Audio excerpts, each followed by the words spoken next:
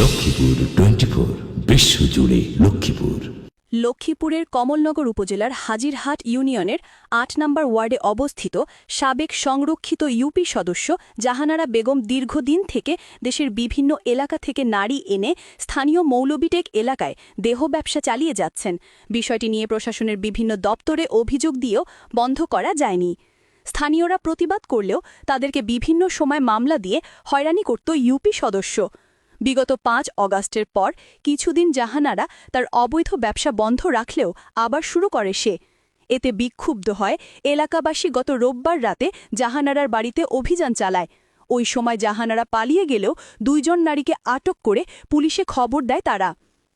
এক পর্যায়ে বিক্ষুব্ধ জনতা বাড়িতে হামলা ও ভাঙচুর ও অগ্নিসংযোগের চেষ্টা করলে পুলিশ ও ফায়ার সার্ভিস গিয়ে পরিস্থিতি নিয়ন্ত্রণে আনে।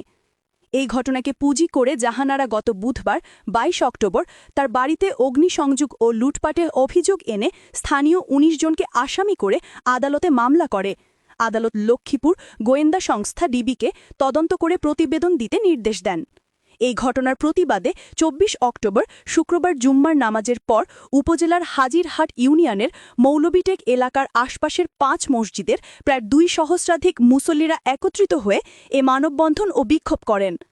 ওই সময় মুসল্লিদের মধ্যে বক্তব্য রাখেন উপজেলা যুবদলের আহ্বায়ক মাওলানা ইউসুফ পাটোয়ারি, জাতীয় সমাজতান্ত্রিক দল জেএসডির সহসভাপতি খোরশেদ আলম মেম্বার, আলেকজান্ডার কেন্দ্রীয় জামে মসজিদের খতিব মুফতি মোহাম্মদ ইউসুফ, সাংবাদিক আমজাদ হোসেন আমু, উপজেলা যুব পরিষদ নেতা আবুল বাসেদ খোকন, আনোয়ারুল্লাহ মাস্টার ও শাহজান সিরাজি। মানববন্ধনে মুসল্লিদের মধ্যে মোহাম্মদ বেলাল, আলী আক্কাস, আবুল বাশার, ওসমান গনি, মোহাম্মদ সুমন, মোহাম্মদ মিজান বলেন যে এখানে আমরা উপস্থিত হয়েছি এই কারণে যে এখানে আজকে দীর্ঘ প্রায় ৩০ বছর পর্যন্ত দেহ ব্যবসা চলে। এটালে আমরা প্রতিবাদ করি। প্রতিবাদ করলে তারা তার শূন্য সেনা লয়ে আমাদেরকে অপমানজনক কথা বলে অপমান করে। এই ব্যাপার পরে আমরা দীর্ঘদিন কোথায় ভালো জায়গাতে আমরা স্ট্রাগল করতে পারি না। মেয়ে ছেলে লাই যে আমরা জান্নার এলাকা। আমি প্রশাসনের দৃষ্টি আকর্ষণ করছি, যাদেরকে অজ্ঞাতনামা দিয়েছে আপনি যাচাই বাছাই করুন।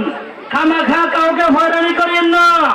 জনগণের ভাষা বুঝুন, জনগণের মেঘমান বুঝুন, জনগণের কথা বুঝুন, তারপরে পদক্ষেপ গ্রহণ করবেন। একটা মুর্দা মারা গেছে, ওই বেটা কিন্তু নামাজে ছিল, ৫ ওয়াক্ত নামাজ পড়তো, আমার মসজিদে পড়তো। সকালবেলা মানুষকে ডাকতে ডাকতে মসজিদে যাইতো, সূর্য উঠলে সেখান থেকে আসতো।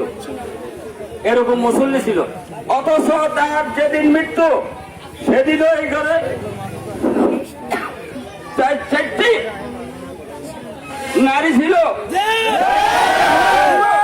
এত নেকাট মহিলা। আমি যেরকম ভালো পথে চলি, হে এরকম ভালো পথে চলতে পারে, কিন্তু হে ভালো পথে চলতে চায় না। হে অবৈধ দেহ ব্যবসা করে দীর্ঘ আয়ু ২০-৩০ বছর ধরে, কিন্তু কেউ এর থামাইতে পারে না। হে মানুষের উল্টি মানুষে একার করলে হে ৫-৭ দিন মানুষের দা আছে নিল ভয় দেখায় বাড়ির সবাই হে জিমির মধ্যে রাখছে।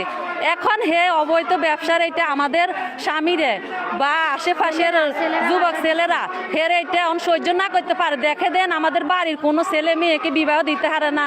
হিয়ারে মানুষ আশেপাশের মানুষের ছেলে বাচ্চারে বিবাহ দিতে পারে না। বিবাহ আইলে মানুষ বদনাম করে। জানু মেম্বারের এই এলাকাতে আমরা কোনো প্রতিটা এলাকাতে কোনো মেয়ে ছেলেকে আমরা বিবাহ দিব না। এবং কি এটার বিরুদ্ধে সবাই যখন আন্দোলন করছে সবার বিরুদ্ধে মামলা দিছে। আমরা চাই মামলাটা যাতে তুলে নেওয়া হয়। জাহানারা দীর্ঘদিন থেকে বিভিন্ন এলাকা থেকে নারী এনে এই অনৈতিক ব্যবসা চালিয়ে যাচ্ছেন। তার কারণে এই এলাকায় অহরহ চুরি ডাকাতি হচ্ছে। বিগত দিনে কেউ এর প্রতিবাদ করলে মামলা ও হামলা করে হয়রানি করা হতো। এখন আবার ১৯ জনকে আসামি করে আদালতে মামলা করেন সে। আমরা এ জাহানারার সকল অপকর্মের বিচার চাই।